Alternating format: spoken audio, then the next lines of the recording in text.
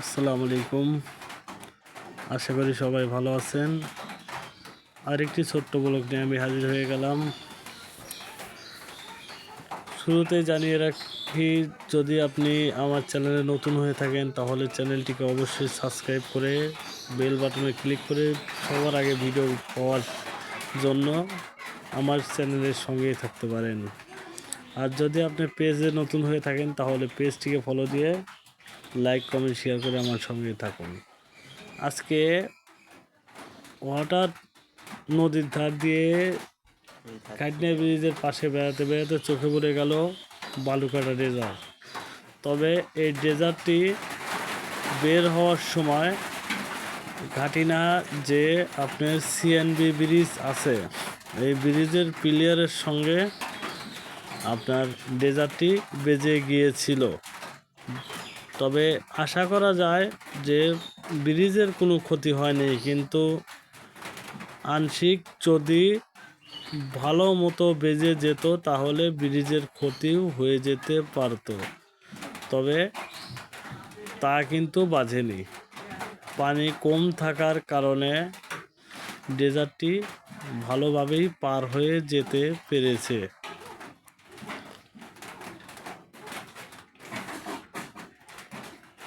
এইটি হলো ঘাটনা railway bridge, ওইটা হচ্ছে ঘাটনার সিএনবি ব্রিজ, মানে গাড়ি পারাপার হয়ে যায়।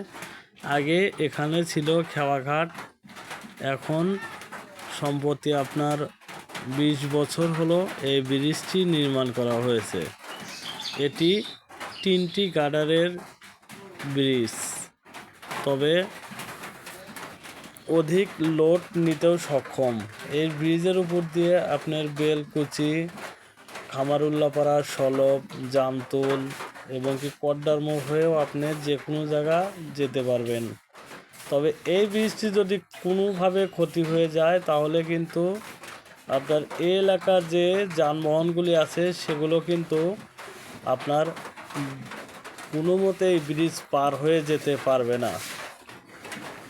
সবাই দোয়া করুন যাতে করে ব্রিজটা ভালো থাকে, যাতে করে কোনো ডেজার্ট যাওয়ার সময় এটার কোনো ক্ষতি না হয়। দোয়া করবেন ব্রিজটি যাতে আরও সুন্দর থাকে। তবে এই সময় আমি আকাশের কিছু ফুটেজ নিয়েছিলাম, সেটি দেখতে পেয়েছি যে আকাশে অনেকটা মেঘ আছে। যদি কেউ বাইরে বের হন তাহলে ছাতা নিয়ে অবশ্যই বের হবেন। এই ভিডিওটি শ্যুট করেছি আমি কালকে মঙ্গলবারের দিন। এটা আপনার কাছে যদি ভালো লাগে তাহলে কমেন্টস করে জানান। আর পরবর্তী ভিডিও পাওয়ার জন্য আমার চ্যানেলটিকে সাবস্ক্রাইব করে লাইক কমেন্ট শেয়ার করে আমার সঙ্গেই থাকতে পারুন। খুদা হাফেজ, বাই বাই, দেখা হচ্ছে নেক্সট ভিডিওতে। আজকের মতো